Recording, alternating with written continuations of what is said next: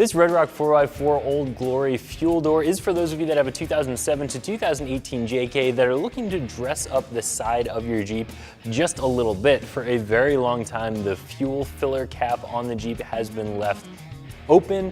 It hasn't had a cover on it, and that lends to the more safari, rugged styling of the Jeep. But if you are looking to customize your Jeep a little bit, maybe make it look a little bit more finished, and in this particular case also show off your patriotic side, this is going to be an excellent choice for you. This is going to be a very easy piece to install, definitely 1 out of 3 wrenches. In fact, it's easier than a lot of other fuel doors because this one does not require any drilling at all, which is something I really like about it, and something we're going to talk a little bit more about when we get into the installation of this. The other thing that I do like about this one is the price. This is a very inexpensive piece, especially for the quality that you're getting.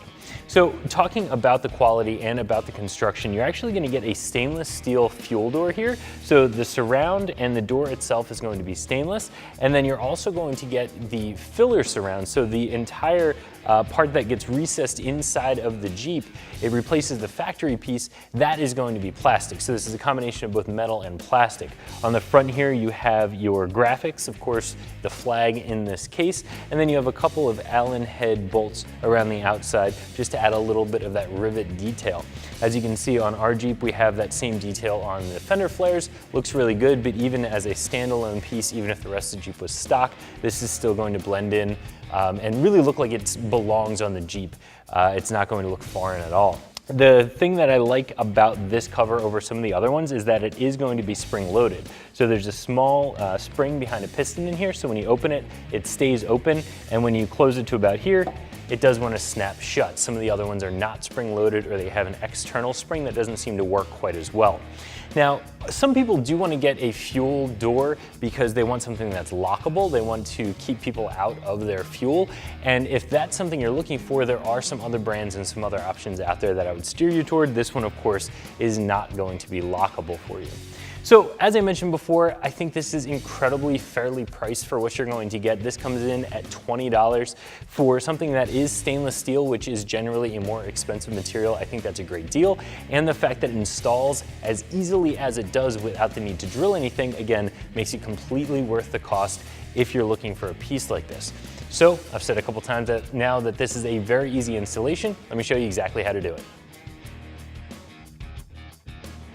So the first step in this installation is removing the taillight, and you're going to do that so you have access to a couple of clips on the factory surround so that you can remove it. Now there are 4 screws on your taillight. You want to remove the ones toward the inside of the Jeep, these 2 here. The other ones will just remove the lens. These 2 will remove the entire taillight. So we'll go ahead and remove those screws, and then we can unplug the taillight. I'm going to use an impact here. You can just use a regular screwdriver if you want to.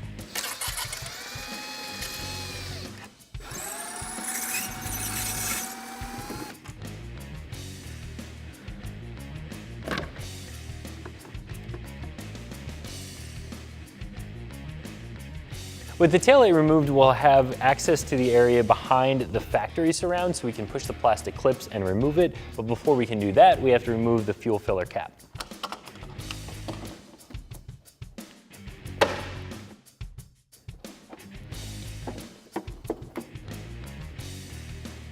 Your new fuel door will come to you assembled. It has the front surround, which is the actual visible part, and then the back piece here, that's the plastic part. What we're going to do is unbolt it and separate it. It makes the installation a little bit easier, although it's not completely necessary.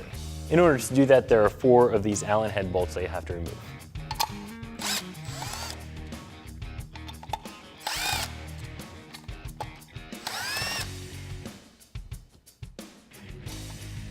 Once we have that outer section removed, we can install this rubber grommet. It's very much like the factory one on the factory filler surround.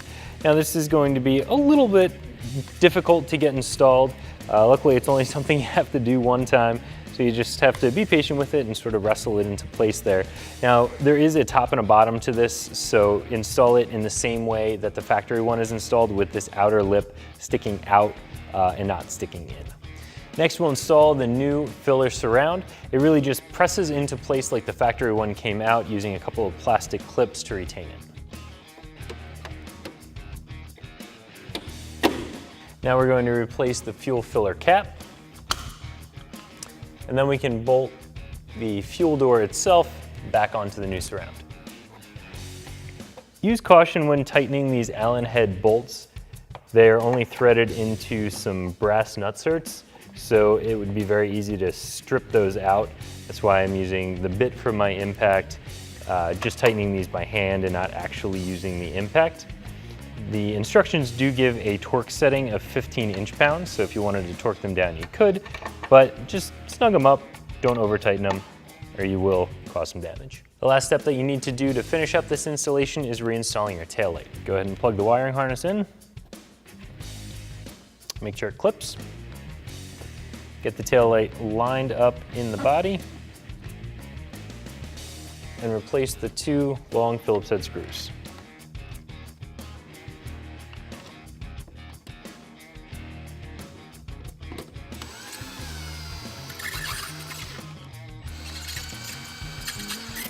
So as you can see, a very, very easy install, and that's one of the reasons that I highly recommend the RedRock 4x4 fuel door that you can find right here at ExtremeTerrain.com.